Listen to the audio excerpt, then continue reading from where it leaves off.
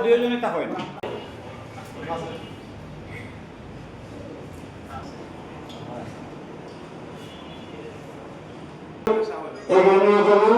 আমি আশ্বস্ত করতে চাই, আমি আসার জন্য অনুরোধ করছি বাংলাদেশ ভ্রমণ উন্নয়ন পরিষদ বলনারায়ণ দাসকে ওনার বক্তব্য নিয়ে আসার জন্য অনুরোধ করছি। ধন্যবাদ।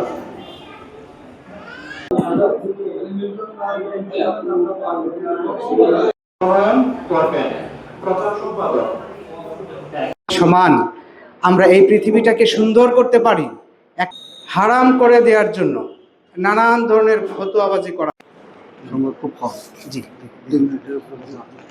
ভাস্কর্য ইত্যাদি সবগুলোকে হারাম করে দেয়া হয়েছে।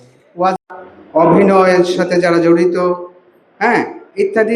আমাদের সুনামগঞ্জ সিলেটে এই কয়েকজন হাতে গোনা যারা নাম বললাম আমার জানা মতে, তারা দিনের পর দিন প্রতি শুক্রবারেই মিঠন হুন্ডা নিয়ে 3-4টে হুন্ডা নিয়ে বিভিন্ন গ্রামে, এই আমার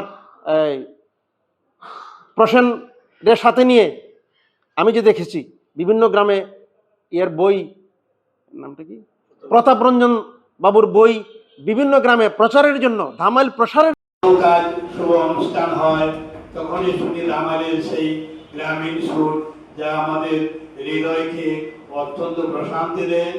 আমরা এখন দেখি, আগে হয়তো ধামাইল সংগঠন যে আজকে আসলে ঐতিহ্য ধামাইল উৎসব, তো ধামাইলটা কিন্তু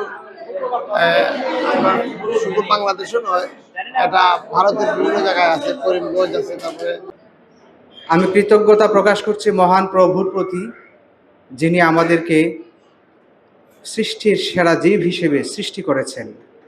আমি কৃতজ্ঞতা প্রকাশ করছি সকল মহামানবের প্রতি, যারা মানব জাতিকে যুগে যুগে পথ দেখিয়েছেন।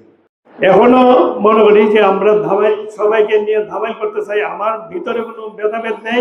আমাকে যেই বলে যে আমরা একটি গান করব, ধামাইল করব, আমি ওদেরকে ধামাইল দলকে আমন্ত্রণ জানিয়েছিলাম 24-এ যে আমরা ধামাইল উৎসব করি শান্তিগঞ্জ অডিটোরিয়ামে, সেখানে